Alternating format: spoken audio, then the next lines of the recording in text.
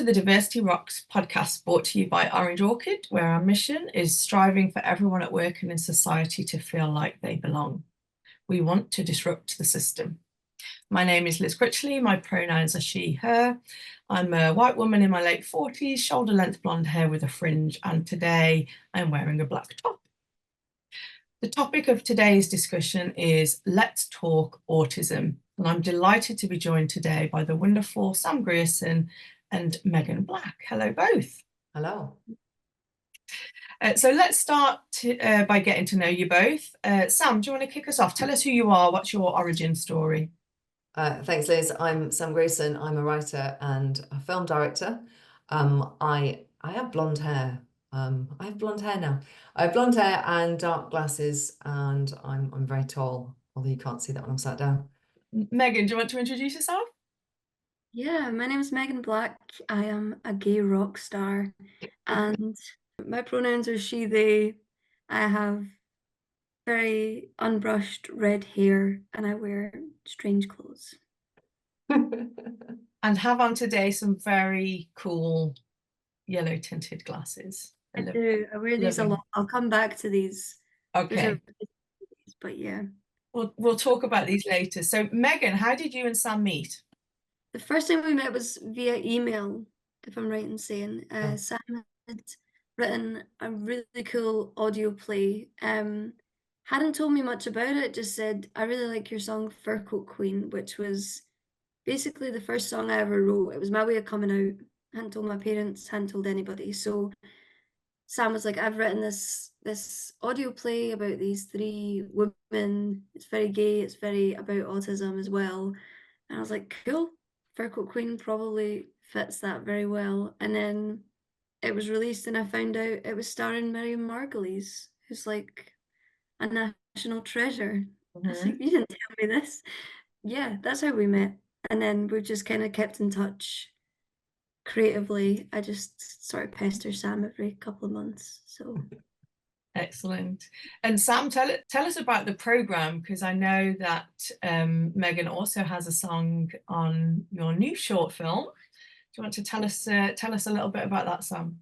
Thank you. So yeah, Megan and I met on Kitty, and I remember when I wrote Kitty, because it's set in Scotland, that I wanted to make sure that I had an authentic soundtrack and music that matched Scotland. And I was Googling around for upcoming Scottish artists, which is where I found Megan. So it's one of the best things I ever did was reach out and contact Megan, because it's been fabulous to watch Megan's career grow and be a part of that. So yes, Fur Coat Queen was absolutely fantastic. And if you actually listen to Fur Coat Queen and think about Miriam Margolyes in your mind, actually, there's some great stories that kind of conjures up for you. So yeah, we started with Fur Coat Queen. And then when I wrote the program, and I remember sitting on the beach in Croatia in 40-degree heat, and I wrote the film for Michelle Jeram, and I'd messaged Michelle to say, I've finished the film, I've written a film for you. And at the same time messaged Megan and said, Megan, I've just written a film. I've spent the entire time that I've been writing the film listening to one of your songs on repeat, which is Subtleties of Sadness. And I'd literally used that song because I sort of brain lock myself in when I'm writing something. And Subtleties of Sadness was a song I used for Megan's. And I'd used that and I said, look, I really, really like this song, Subtleties of Sadness. And I've written this film. And I said, could I use it? And she said, well, how about writing something new? I'm like, from scratch? She's like, yeah. And you did. You wrote something absolutely epic for the film. How exciting. And by the way, I love Fur Coat Queen. When Sam first mentioned you, and my automatic is jump on Spotify and just immerse myself. And Fur Coat Queen was the one I immediately put on all my playlists. And when I find a song I love, I listen to it over and over and over. So it was Fur Coat Queen for me. But how exciting to have a song you've already written used on an audio play, Megan. And what was it that made you say, no, you're not just going to use another song, I'll write a new one for you? I mean, I think when Sam had told me a bit about the project itself, it was kind of interesting because I'd kind of been going through something very similar, very different in a lot of ways, but very similar to Sam at the same time. So it kind of felt like a good opportunity for me to just sort of write something from scratch and see what happened. But equally, I was happy just with whatever, but I feel like subtleties of sadness, like for me, it means something very different. Mhm. So yeah, I think it was more the sort of how I could maybe like fit into the storyline a bit more for the project. And tell us more, Sam, about the storyline. What's the program about? So the program is about the main character is called Drum, and they are non-binary, neurodivergent, retired police officer, and they are being interviewed for the duration of the film by an AI robot. And the premise is really that the AI wants to learn emotions. So the idea that talking to somebody who's autistic ADHD with the the stereotype that they don't feel, they don't have emotions, they don't feel, they can't experience empathy. So if they can learn from somebody who's basically a human robot, it would be really good for the AI tool to be taught that. So for the duration of the film, Michelle Jeram, who plays Drum, they're asked some really, really intense questions. It's very, very direct style of questioning, and it's brutal to watch. And it really, really digs into the emotions of loneliness and grief. And Drum's asked to talk about incident 6.2, which is actually the death of their twin sister, Okay. in a real visceral way. Yeah. And so why autism? Tell us what sparked that. Why particularly AI learning about autism? So unfortunately, my best friend took her own life a few years ago, and it sort of stopped me being able to write, and it stopped me being able to be creative anymore for a fair while. And I was reflecting to myself, how is it possible? You know, I'm diagnosed autistic and ADHD. I'm not supposed to have these emotions. I'm not supposed to have these big feelings if you listen to the stereotypes. But it wasn't true. I was feeling some massive emotions about Jenny and the grief that I was experiencing, and I didn't know what to do with it. And when I met Michelle and I was talking to Michelle, she's like, "Look, come on, start writing again. Give yourself a nudge."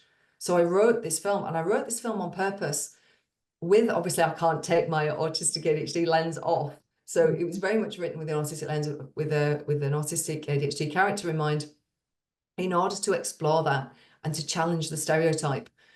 And one of the things I also find about neurodivergent people is they're shut down a lot, and they're silenced, and they're not given a voice. And so the whole film audaciously allows Drum to talk. And it's unusual to do that, to let a character talk, give them the airspace. And I just felt neurodivergent people aren't given the airspace, and Drum is.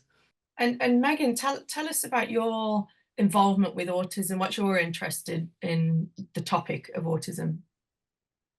It was really strange because when this project was presented to me, I was in the process of writing a song about my own experience being autistic. It's a song that is now out. It's called Funk for Introverts, and it's basically like me just kind of poking fun at my own brain and how it works.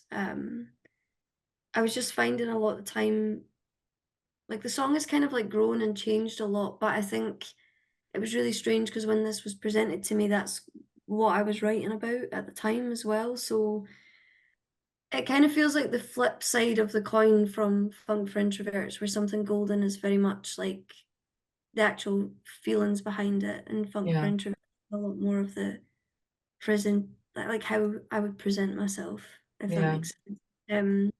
Yeah, so it was kind of strange. Like I was going through therapy at the time, and I was getting a diagnosis through therapy. Like I remember being in a therapy session, and the therapist was like, my son is autistic too. I was like, what do you mean too? Like, how do you put this together? And she's like, yeah, do you not? Surely you know by now that you're autistic. And that started a whole journey for me. And then Sam was like, hey, do you want to write a film soundtrack about grief through an autistic lens? And I was like, okay. Cool. So that's the involvement with autism, I suppose, for And me. was this recently your kind of discussion or realization through your therapy that you were autistic? Is this as you've been an adult? Yeah, so this was only a year ago, Okay. quite literally a year ago, I think, when I first started this therapy, and it was the first like therapist and adult, I suppose, around me. I know I am an adult, but Yeah.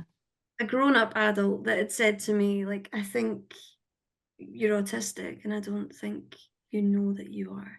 But yeah, it's not been long, but I think creatively I think there's a lot of, like, subconscious creativity that goes on in what I do, so I think subconsciously I've known for a long time, Yeah, uh, but to me it was a big shock, so I think creating this also really helped me to sort of deal with what I was kinda going through as well at the time. that's great to hear. How about you, Sam? What's your diagnosis journey? And So I was 43 when I was diagnosed autistic. On the back of my daughter being diagnosed, it became evident from understanding more about it.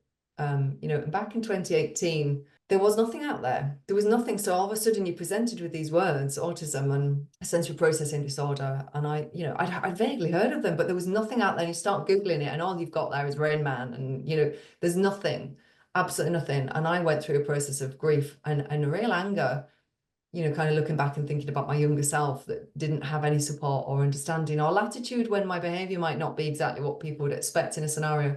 And then lots of judgment that followed that, and then the guilt and the shame that came with it. So I was quite angry, and that's what got me to write my first play, Crocodile, which is the name of the main character. All my characters always have interesting names. Yeah, so I wrote Crocodile really to process my anger, but more importantly, to make content for females and non-binary people, because there was nothing. I mean nothing. There was nothing out there, and I've spent the last years since 2018 creating content where lead characters are autistic, neurodivergent, but it's not about them being autistic, neurodivergent. None of my content, none of my plays, audio plays, or films are about autism. There is a scenario, there is drama, there is something that they've got to get around, or some challenge, and it happens to characters who are diverse in various different ways. And that for me is the most important thing, not telling stories about somebody being autistic. It's stories where people of all difference are included is my driving force. that's great. That's really resonates with me. A lot of the work I do with organisations around diversity and inclusion, they quite often go to the minority or underrepresented person to say, can you share your story? Can you tell us, what do we need to do? And it's like, actually, there's lots that we can all do to learn about that. Let's not just focus on that one thing. What I'm really interested in is, so as part of my work, I've done a qualification in understanding autism. I've done a lot of research on it, and from the medical profession point of view, and when I did my level 2 qualification, the terminology is very much autistic spectrum disorder or autistic spectrum condition, which to me conjures up quite a negative image. It makes it very medicalized, makes it like a disorder or a disability. And I've spoken to a number of different autistic people who range from, it absolutely is a disorder because it has a significant impact on my day-to-day life, versus this is just the way my brain works and I want society to accept me for that. I don't need a label, I just want to be included. And I wonder, perhaps if I come to you first, Sam, what your perspective is on that medical diagnosis side of things. I think that's really interesting, and I think I'd probably weave a path through the middle of a lot of what you just said. And indeed, the D in ADHD is disorder as well. And yeah, people often say to me, "Oh, everyone's a bit autistic," or everybody's got traits. And it's fair to say, if you look down a list of traits, or there's loads of stuff on Instagram with people talking about traits at the moment. I mean, my feed's full of it. But I think there is a difference between people who do experience some traits. Of course, that's always going to be the case with everything, with all things. But there is a difference with people who are living, who are autistic ADHD and actually living with this. And it is disruptive, and it's something you can't switch on and switch off. You can't decide not to be it anymore. You can't decide, I'm going to have a day off.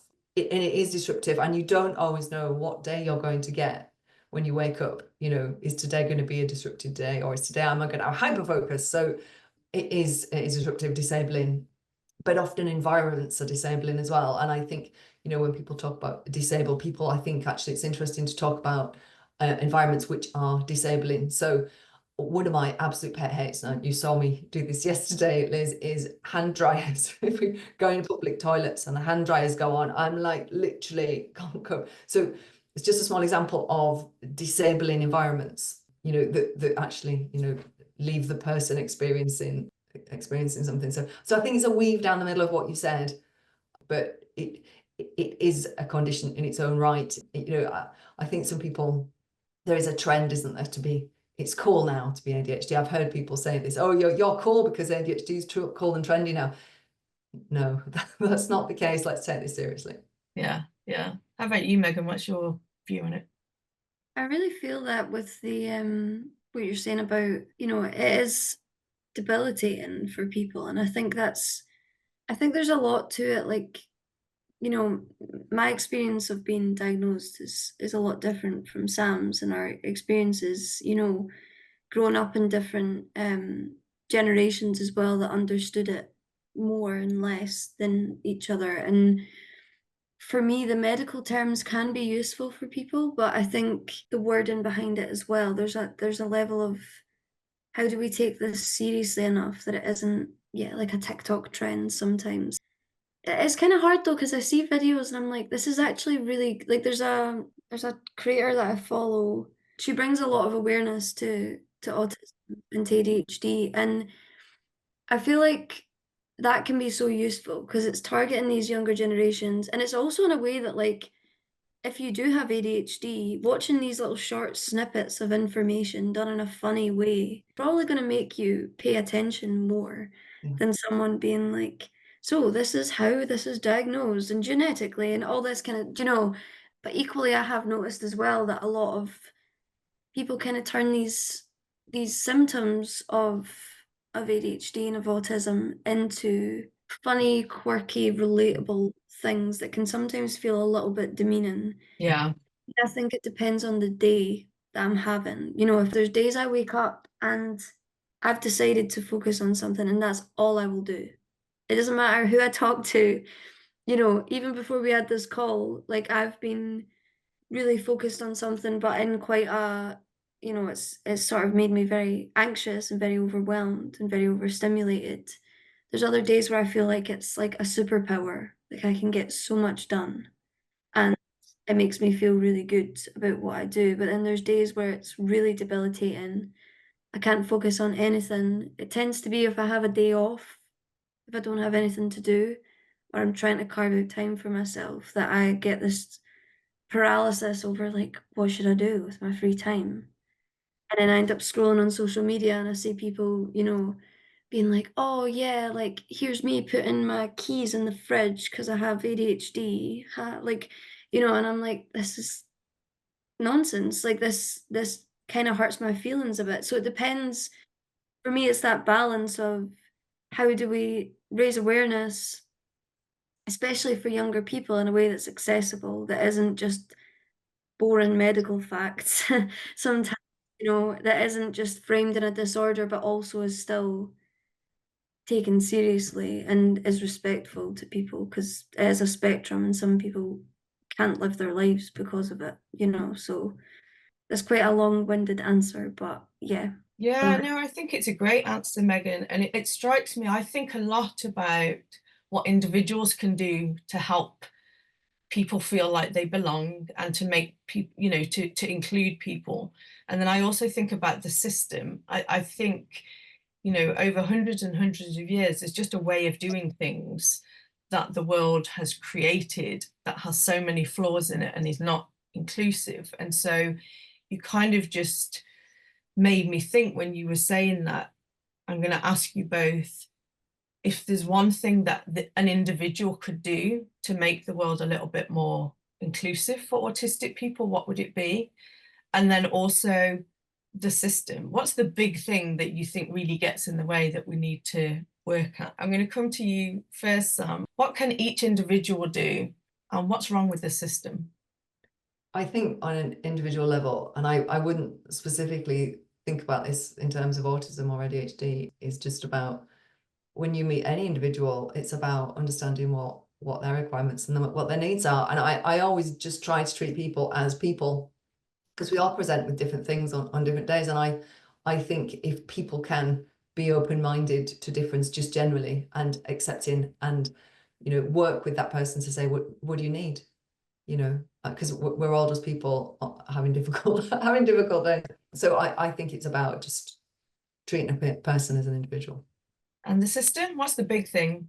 Well, I'm going to take it from the other angle, if that's okay, in terms of what positive things people could do. So, you know, I'm a big into storytelling, and I genuinely, the power of storytelling, I can't tell you the difference it makes, which is why I said back in 2018, when I couldn't see any stories about people like me. And it's so important to see stories about people like you. So I think the difference the system can make is to make it easier for neurodivergent people and people of difference to make content, to be creative, and to get their stories out there. We actually have a really inaccessible system that wants you to fill in lots of forms and click lots of links. We ended up self-funding the program because trying to access funding was impossible.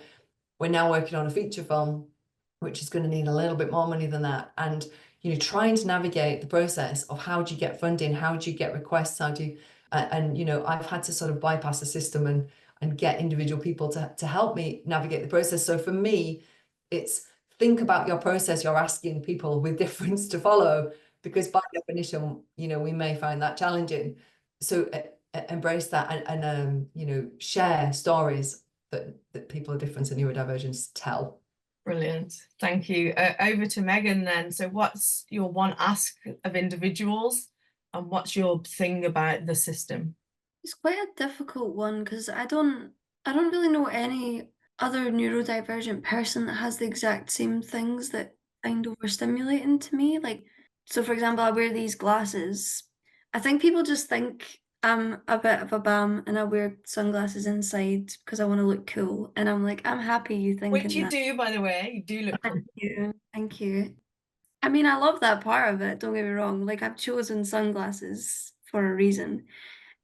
But I actually wear these because I find light overstimulating, which is quite a brutal way to go about the world because it's just really difficult sometimes. And that's something that I've never really noticed about myself until I started learning more about autism. And I think the world that I'm in and the people that I'm influenced by helped me to like commit to something like this. But I think again, it's what Sam's saying, it's like it's just trying to treat people the way you would want to be treated, because you don't know what people struggle with. It can be such simple things like, you know, I know a friend of mine that struggles with like feeling things on the back of their neck. A lot of autistic people really struggle with like clothes tags as well. And even if you're not neurodivergent, there's still things that you just day to day, it sometimes can feel like the world isn't like meant for you, if that makes sense. Like it's not set up for you to like exist in almost, and that can be a really hard thing. And I'd say in terms of on a bigger level, I think I'm going to approach this more from like an industry point of view, in that because I have a lot of hyper focus on music and on making things happen with that, and I really struggle with networking. I struggle with knowing how to like send an email and follow things up, and how to like contact someone and not just be like, hi, can you give me this, please? Yeah. Yeah. Because I'm like, I don't understand how to have this conversation. And I think we just need to normalize it, that like, you know, sometimes like people just aren't trying to be rude, or, you know, we need to have things in place, like even for music industry and networking things. Even simple things like here's a little card with things you should mention to people, rather than like the hamster that died when you were 8. You could say, like, yeah, actually, this is the kind of music I make, and this is why, and here's I've been played on this radio station. Like, I don't think of stuff like that in the moment. So I think maybe on a grander level, it's also like, how do we let neurodivergent people be professionals? I mean, fascinating. There's 3 things that really stood out from your answer there, Megan. The first was, we perhaps, I say we, neurotypical people, have a perception that all autistic people are the same and have the same traits and have the same things that perhaps trigger them. And that, of course, is just not the case. Everyone will have different things. The second point, so Sam and I were at a conference yesterday which was specifically for people with disabilities in the creative industry, and there was a lanyard system when you went in, so you got your name badge, and then you could either pick a green lanyard if you were really happy and comfortable talking to people, an amber one if you were a little bit nervous or preferred just one-on-one conversations, and a red lanyard if you were really uncomfortable, which I thought was fantastic for a networking space, because it really is just a very easy way of seeing how to approach or not approach different people. And then the third point is the irony in so many companies and organizations with really good intention, wanting to make things more inclusive, but making it difficult. So the point about the funding applications, I'm sure, there are lots of, I work with businesses that want to increase representation on their senior roles or at certain roles within the business. I know the creative industry wants to increase involvement, and yet the process of doing that is actually really, really complicated. So there's kind of an ask out there for all you industry folks. Get some neurodivergent people in to test your process, because what looks like a simple process to you, who's been in the industry for years and years, actually could just put people off. They get to the first page and think, this is hard, I don't know what to do or where to click. Brilliant. Thank you so much for that. I feel like maybe it might be useful to have a little mini lesson on some of the terminology, because we've used a few words. I'm going to go through this, and feel free to butt in if you've got a different view. So from a diversity and inclusion perspective, neurodiversity is the different way the brain can work and interpret information. And it highlights that people naturally think about things differently. So neurodiversity is the fact that all of our brains work in different ways. Neurodivergent means having a mind that functions in a way that diverges significantly from the dominant societal standards of normal. And I hate the word normal, but effectively neurodivergent means there's a significant move away from that kind of sense of what's normal. Whereas neurotypical then is having that neurocognitive function that falls within the societal standards of normal. So I would class myself as neurotypical, and I guess you two would class yourselves as neurodivergent. Any adds on those descriptions from either of you, Sam or Megan? Yeah, they're sort of textbook definitions. I think using the word typical rather than normal is helpful, just because I think I do a lot of work with statistics in my day job, and even looking at data that's normal, literally even struggle saying data is normal, because what is normal? And I think typical, I think typical is a great word to use in that situation. Plus, we don't want to make neurotypical people feel boring. I feel like normal feels boring. Like there's nothing wrong with being neurotypical as well. Cool. So tell us what's next then. What's next for the program? How can we see it? So the short film program is going to be released on the 7th of November, and it will be on YouTube. It will be free to view, because the idea of the ethos that we're working on together and as the wider production team is that we want as many people as possible to access the content and hear their feedback and their experiences of watching the film, because it really is quite different. So yeah, 7th of November, that is launched to the world. Excellent. And Megan, what's on the horizon for you? So I mean, I'm in Manchester at the moment. I'm playing a show, but I am working on an album, which I'm so excited about. It keeps me up at night. It's like a soap opera of an album. Excellent. Excited to hear that, and I really must come and see you live, because I love your music and I've never had the opportunity. So I'm putting that on my list. Thank you both, and all the best with the program launch and the new album. So really, just to finish off, Diversity Rocks is all about increasing our awareness and challenging perceptions. And I was thinking recently about this concept of paying it forward, what we can do to help people. And I wondered whether you've got any kind of ideas or anything that you would like to ask of people that they can do to pay it forward and to help make the world a bit more inclusive. I've just been awarded a small amount of funding from a company called Help Musicians, well, an organisation called Help Musicians. They have something called a Fast Track Award, which can give you up to £500 like quite quickly. So I bought like a project or something that's not necessarily a massive thing, and they make the application quite simple as well. But I'm thinking for other creative practices, whether that's something that we could introduce like as a community almost, like a couple £100, like it's not a massive amount of money, but it is when you need to get a project done or when you've got an idea and you don't have the money to make it. So I don't know if something similar to that. Oh, that's a great, so maybe we could set up a GoFundMe page or something similar, and if audience members want to get involved and help, they could donate a small amount, and then folk can apply to kind of access some of that funding. Sam, anything from you? I think that's a fantastic idea. I mean, we were indeed at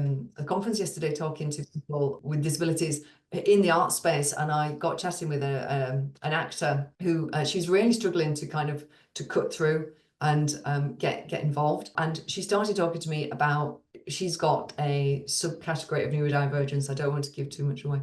And we started talking about it, and I said, look, you know, we could make an audio play out of this, you know, 18 minutes. And I started highlighting as if I had a whiteboard in the air that, you know, we could do this, we could do that, we could do this. And I said, I reckon for £100 in less than a month, we could have an audio play on Spotify, other platforms available. And I think we could get out and tell your story. Imagine you could just grab £100 from somewhere, bring together this creative artist and actually give that person a voice.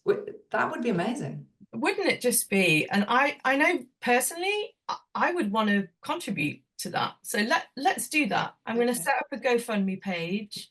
I'm going to ask people to donate, and then we're going to ask folk like the lady that you spoke to yesterday to bid in. Listen, thank you so much. We could talk for hours, I'm sure. You've given a great insight into your worlds. I wish you both absolute success with what you've got coming up. It sounds very exciting. And I hope to speak to you both soon. Take care, and thank you. Thank you very much. Thank you.